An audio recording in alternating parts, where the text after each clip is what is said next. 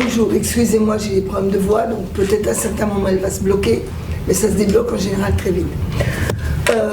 Pourquoi cette PPL? D'abord vous dire un peu comment à titre personnel je me suis motivée sur ce sujet important. J'ai été députée européen, vice-présidente du Parlement européen très longtemps. J'étais à la commission environnement où se négociaient toutes les normes qui vont, les normes Euro 5 sur les voitures, j'en passe et des meilleures, toutes.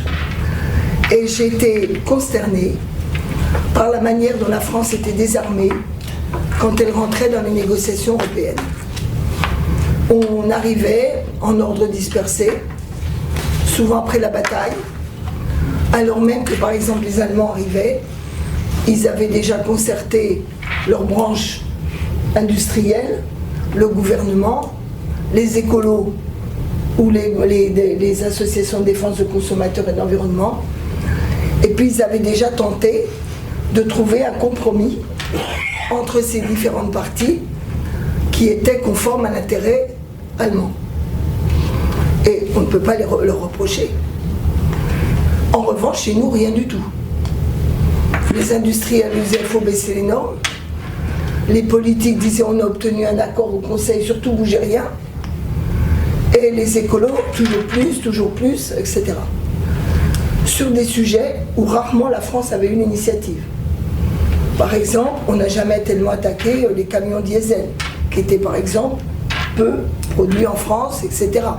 Enfin, bref, on subissait les choix prioritaires qui ne tombaient pas du ciel, on était mal préparés, et on avait des stratégies défensives qui sont souvent avérées assez peu efficaces. Et donc, par rapport à ça, déjà, j'étais quand même ébranlée de cette sous-mobilisation collective. Deuxièmement, j'ai toujours été très heurtée, particulièrement heurtée par l'acceptation de la désindustrialisation de la France. Il se trouve que j'ai fait des études scientifiques. Je n'étais pas ingénieur, mais j'ai fait de la chimie quantique. Et j'ai toujours été frappée de cette théorie qui nous a saisis au milieu des années 80, que l'avenir c'était plus l'industrie, que c'était plus les usines, que tout allait dans la technologie, comme s'il y avait une différence entre faire rentrer la technologie et réindustrialiser, ou faire muter l'industrie. Enfin bon, j'ai été consternée. Et donc je me suis toujours mobilisée pour faire que la France défende son industrie, prépare sa mutation et maintenant se réindustrialise. Très choquée aussi de voir l'affaire Alstom. Parce qu'il y a des fois, on peut penser qu'on a raté le coche de la modernisation, mais quand on est bon, qu'on a potentiellement les moyens de développer quelque chose, se faire piquer l'appareil avec une collusion plus ou moins volontaire des élites nationales, là il y a quand même, ça commence à devenir grave. Et puis l'autre chose qui m'a frappée, c'est la théorie de la démondialisation heureuse. Les Allemands, ils sont pour la mondialisation heureuse aussi, hein, ils ne sont pas dans le genre... Mais néanmoins, globalement, ils ont quand même la conscience qu'il y a, à défaut d'une concurrence, plutôt une guerre économique. Et eux, ils se mettent en stratégie de guerre économique. Vous savez, récemment, ils avaient négocié avec l'Allemagne, avec les États-Unis, je ne sais plus quel accord, qui était défavorable à l'Europe, parce que les USA leur avaient garanti de maintenir un haut niveau d'échange avec l'automobile allemande. Donc tout ça, moi j'ai l'impression que souvent on est lourd à vie. Peut-être qu'on ne l'est pas toujours, il ne faut quand même pas non plus être à se jeter mais on n'a pas de vision d'une dynamique collective où on essaie d'avoir à la fois une stratégie de veille des menaces, de veille des évolutions, une stratégie défensive le plus tôt possible quand ces menaces se profilent sur nos territoires, mais aussi une stratégie d'influence. Parce que l'intelligence économique n'est pas que de se défendre, c'est aussi de projeter des stratégies d'influence qui permettent d'espérer qu'ensuite notre économie trouvera des partenaires, des gens avec qui on aura des convergences et où on sera compris et accepté. Alors, comme beaucoup, je me suis jetée dans tous les rapports tous aussi intéressants les uns que les autres. Franchement, il y en a très peu, donc on peut se dire ils servent à rien, etc. Le problème, c'est que le débouché dans l'action de ces rapports a été très faible. Ou alors, il a eu lieu ponctuellement, mais avec des allers-retours. On crée telle structure, et puis on la redécrée, enfin on en crée une autre, etc. Peu de continuité, peu d'élargissement du champ de qu'est-ce que c'est que l'intelligence économique. Parce que c'est aussi une culture partagée, l'intelligence économique. C'est pas que des techniques d'information, de suivi, etc.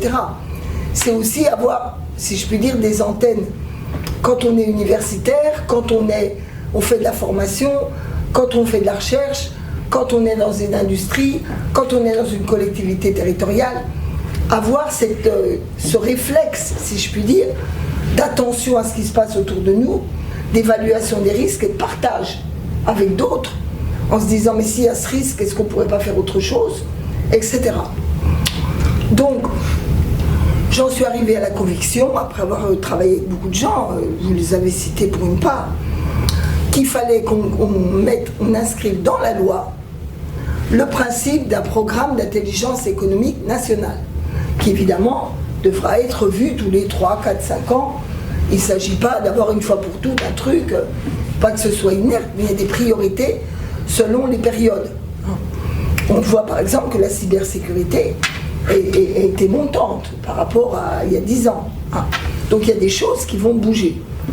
Mais il ne faut pas aussi tomber dans les modes. C'est-à-dire, sous prétexte que la cybersécurité et les datas c'est important, ne pas s'occuper de ce qui va se passer, par exemple, dans les matières premières et la métallurgie. Qui vont très très très percutés par ce qui se passe. Donc on voit bien qu'il est nécessaire que le pays installe une structure qui concourt à cette culture partagée. Pourquoi installer cette structure ? Il se trouve que je suis parmi les plus âgés d'entre vous, en tout cas dans l'expérience politico-administrative. Et moi, du transversal, qui n'est pas adossé à des structures fermes, ça alors là, on adore. Mais ça ne produit rien. Rien de pérenne.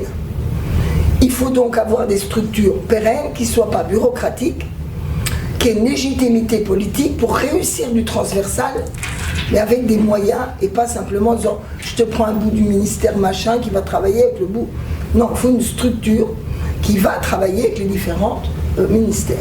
Les syndicalistes cadres qui voient passer des trucs et qui voient bien que ça sent le roussi. Bon, donc parce qu'il y a des appels d'offres qui leur passent sous le nez de manière inattendue, etc., etc.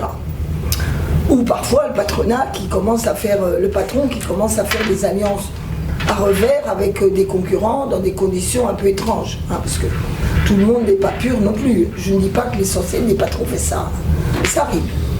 Donc on a un mécanisme où les syndicalistes doivent pouvoir venir dire vous êtes sûr qu'il n'y a pas anguille sous roche, et il faut qu'ils y viennent en confiance. Et il faut ils me disent souvent, nous on est las d'arriver en disant il va se passer ça, on ne les croit pas, puis quand ça se passe on dit ah ben on n'y peut plus rien. Bon. Donc ça, ils sont hyper déconcertés devant ça. Donc l'idée de ce secrétariat, c'est de concourir à ça. Mais c'est aussi de favoriser à ce que dans chaque université, on ait des cycles de formation, et dans presque tous les domaines, sur l'intelligence économique. C'est de veiller à ce que les programmes de recherche tiennent bien compte de ces dimensions. C'est veiller, vous voyez, c'est déployer cela. Alors moi, je pense que c'est une des façons de rénover l'État. Qu'on soit clair, ceux qui aujourd'hui travaillent sur ces sujets font du bon travail, mais souvent cloisonnés, avec une vision très particulière liée à leur ministère, même si on peut comprendre que s'agissant de la défense, tout ne peut pas être traité n'importe comment, même d'une certaine façon que ce qui se passe au CICE est dans une relation économique. Mais moi, je pense que Bercy ne peut pas être l'unique acteur de la politique d'intelligence économique de ce pays. Bon, il y a déjà beaucoup à faire, et je pense qu'en revanche, Il ne s'agit pas de dissoudre le CICE, il s'agit de l'intégrer ou de lui permettre un partenariat prioritaire avec ce secrétariat. La deuxième chose, c'est que il faut travailler à des initiatives territoriales. Parce qu'en France, on néglige les PME. Or, il y a beaucoup de PME qui sont victimes soit de mauvais traitements de concurrents étrangers, soit de prédation, si je puis devenir inéluctable, entre guillemets. J'ai deux exemples en tête, un français, un italien. Le français, c'est une entreprise qui faisait des bouchons de liège, enfin des bouchons, pour le champagne, qui était vers Reims. Il y avait qu'eux, ils avaient des prix très corrects, ils ne voyaient pas venir le danger. Ils ont été pilonnés sur Internet par des concurrents étrangers qui les ont discrédités, etc. Et ils ont commencé à perdre des marchés. En plus, avec du dumping social. Et toute une série de producteurs de champagne ont pu faire appel à eux. La boîte a quasi disparu. Heureusement, ils ont pu remonter parce qu'il y a quand même des solidarités territoriales. Ils ont pu un peu remonter sur le cheval, aller voir les différentes marques de champagne locales. Enfin, ils ont été au bord du gouffre. Dans un autre domaine, il y avait une des grandes entreprises exportatrices de raisins italiens qui exportaient dans l'ensemble de l'Union. L'Union signe un traité de libre-échange avec la Tunisie, disant qu'on va augmenter l'importation de raisins. C'est le même, le raisin italien et tunisien se ressemblent comme deux gouttes d'eau. L'italien, il ne regarde pas tous les quarts d'heure tous les traités de libre-échange, il ne voit pas forcément venir la menace très vite. Et par ailleurs, comme les Tunisiens savaient qu'ils allaient avoir ça, eh bien, ils ont piraté leurs fichiers clients. Donc non seulement le libre-échange leur donnait une chance de pouvoir étendre leur marché et piquer celui des Italiens, mais en plus, ils leur ont piqué le fichier, et l'Italien, et lui, il s'est retrouvé vraiment en rade. Bon. Donc on voit bien que dans ces mécanismes-là, il y a les PME, c'est des PME, c'était pas des grosses. Les PME sont beaucoup plus vulnérables encore que les grandes entreprises dont on parle, à juste titre, parce que mais on devrait pouvoir mieux prévenir. Et ça suppose aussi, là j'ai eu un petit désaccord avec l'Haïti. Il me dit qu'il faut redonner de la souveraineté européenne. Oui, je rappelle que Ali Laïdi, j'ai cité tout à l'heure, il a travaillé sur ce projet. Oui, c'est lui qui est journaliste et docteur en sciences politiques. Voilà. Et lui, il m'a dit qu'il faut restaurer la souveraineté européenne. Évidemment, j'ai été député européen, je suis pour la souveraineté européenne. Mais je vous le dis tout net, 70% de nos échanges sont intra-européens et nos partenaires européens, eux, ils ne sont pas les loups ravis avec nous. Hein. Ils mènent une guerre économique avec nous. Et notamment sur l'énergie, l'Allemagne a mis en place des stratégies pour dissuader l'autonomie et la souveraineté énergétique française sur bien des domaines. Hein. Donc, ce que je veux dire par là, c'est que la question de la souveraineté, il faut travailler à la souveraineté européenne, mais beaucoup à la souveraineté française. Je ne veux pas dire se fermer, hein, parce que si vivre en autarcie, ça ne marchera pas. Donc, par rapport à cela, ça suppose qu'on regarde de près ce qui se décide en Europe, et notamment les fonds européens. Il y a plein de fonds européens, du FEDER, qui sont mis sur des opérations d'industrialisation à l'Est. Que font les Allemands? Eh bien, ils font du partenariat avec l'Est. Et donc, vous savez, l'Interland, etc. Et eux, quand ils voient qu'il y a une opération, ils essaient de bénéficier et des fonds du FEDER pour s'installer en Pologne ou en Slovénie, et en même temps d'organiser leur circuit productif. Mais nous, aucune PME ou PMI française ou ETI française, voire même grande entreprise, ne regarde qu'est-ce qui se profile en termes de potentiel délocalisation à l'Est. Peut-être un peu dans la branche automobile, mais alors à ce moment-là, ils sont quand même assez complices. Mais en tout cas, dans les autres branches, très très peu. Tout ça pour vous dire que le sujet est vaste et suppose une mobilisation pérenne, large et en même temps coordonnée de notre pays. Maintenant, ce qui va être important, c'est bien de mettre un secrétariat, mais qui on met dedans? Moi, je vous le dis tout net, si c'est pour recaser tous les hauts fonctionnaires qui ne sont pas forcément hyper motivés là-dessus, mais qui sont des bons juristes, il faut des juristes d'intelligence économique, c'est très important, hein. Mais enfin bon, il ne faut pas que ça. Il faut qu'il y ait une diversité de recrutement, de gens qui aient une haute éthique, parce qu'il peut aussi avoir des conflits d'intérêts, hein, de haute éthique, que donc pas de pantouflage, pas de rétro-pantouflage. Ça peut être autant des syndicalistes qui ont fait leurs preuves dans du travail syndical, etc., que des chefs d'entreprise de PME, que des gens qui, dans les services des régions, ont mis en place, il y a quelques régions qui commencent à avoir fait du bon travail. Je pense à la région Normandie.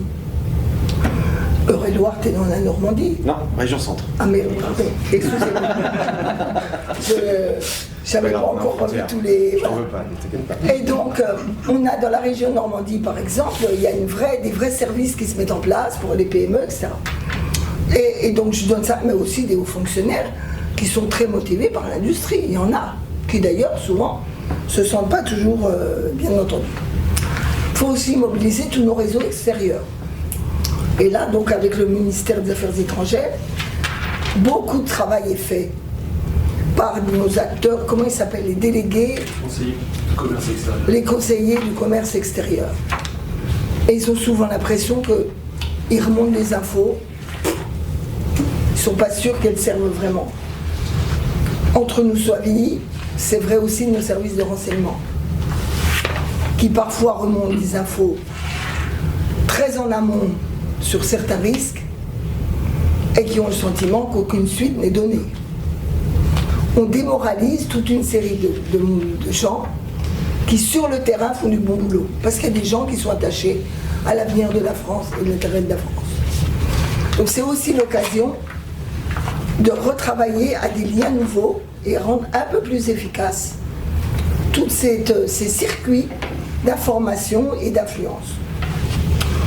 Alors, au-delà de ce secrétariat général, l'idée était quand même, vous savez, créer une structure, si vous ne la dynamisez pas un petit peu régulièrement, elle peut s'endormir, hein.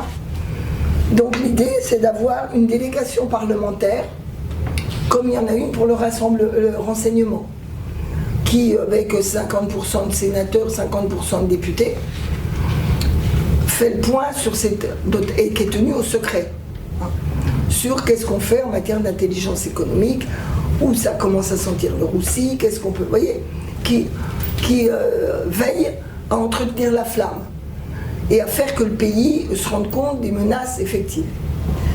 Et puis, je l'adosse à un Conseil national de l'IE, parce que je pense que les partenaires sociaux doivent avoir conscience des enjeux. C'est pas eux qui vont gérer ça.